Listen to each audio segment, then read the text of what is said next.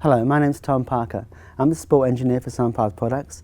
Today we are going to pack and close the main canopy into the main container of our Javelin harness container system. The first thing you should look for before every jump is that the closing loop is in good condition. If you see that it's frayed or got a nick or damaged, it's the time to change it is now, not on the next jump. The other thing is making sure that the loop is the right length. You'll see there's a box and you can gauge the length of the loop inside that box. If the loop is halfway in the box, that means it's going to be quite tight. If it's at the top of the box, it's going to be a very easy pack job and it's the way to go. If it's outside the box, the loop's too long and that can cause other issues. When you bring the bag down into the main container, bring the pilot chute behind you and then set your risers.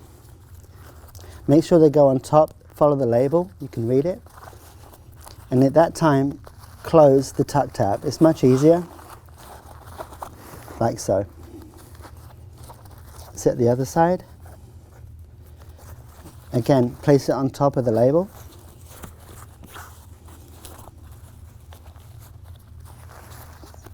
If you need to stand the rig up to help you, you can. It makes it a little bit easier,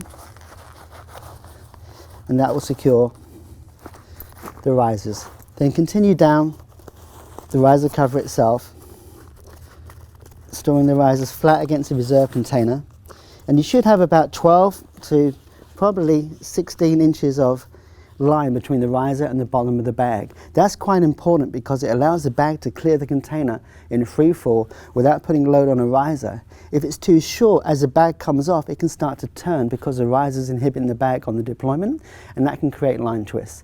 So it's very important to give yourself some slack between the riser and the last stow of the bag. Take the excess line and place the bag on the line in the bottom of the container. When you put the bag into the container, it's very important the bag rotates like this.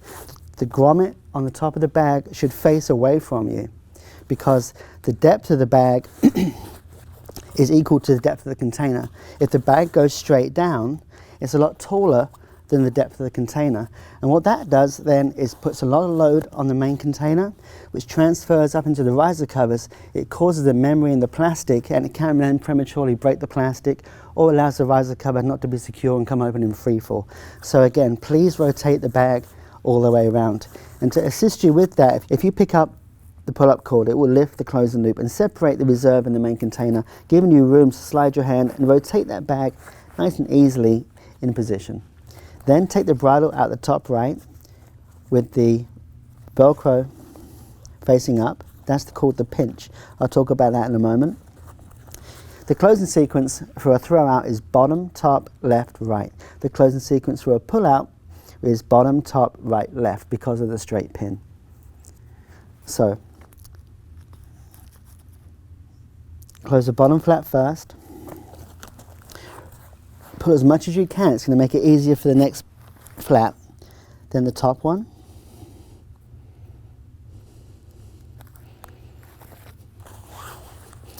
Then I like to bring the bridle across with the Velcro pinch and place it on the Velcro here.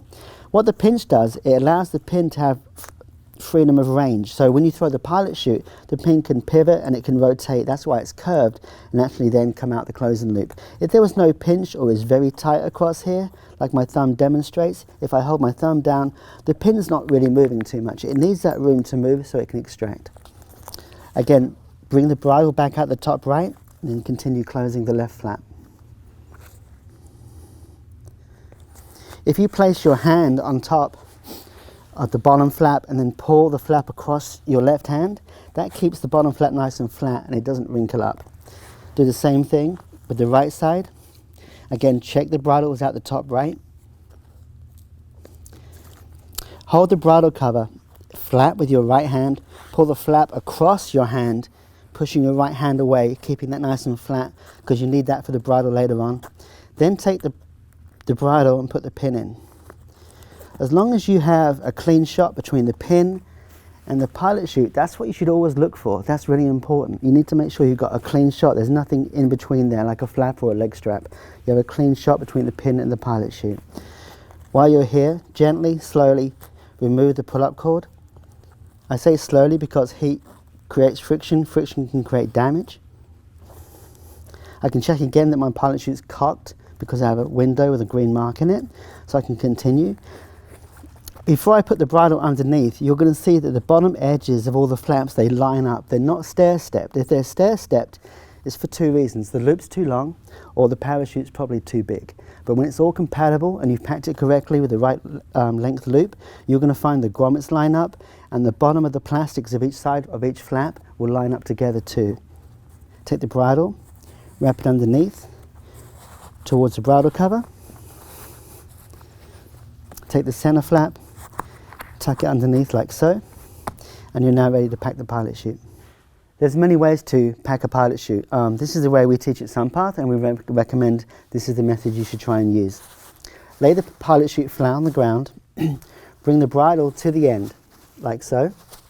Bring the F111 up to the bridle. Pretty much you're folding the pilot chute in half. The next step, which is really the key, is take the hacky or the free fly handle, whatever handle you have, up and make it match with the bridle. Dress the pilot chute to about the depth of the spandex pocket. Then the next thing to do is flip it like a pancake. Then slowly S-fold the bridle on top of itself in the center.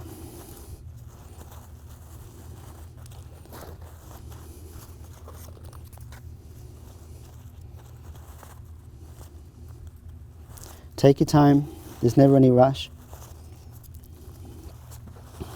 Work your way back to the container. Now the key here is to roll the pilot chute, but only up to the bridle. Do not roll the bridle into the pilot chute.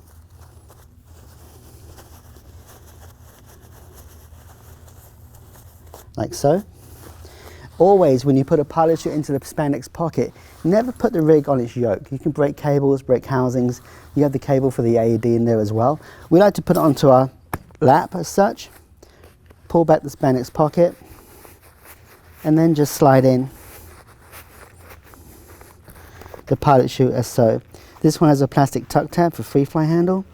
Put that into position and give it a tap. While you've got it, check your gear, you check your 3 rings, check the RSLs still attached, check your handles in the same location, and you're ready to go. Thank you for taking the time to watch this video, and have many safe skydives. See you around. Bye.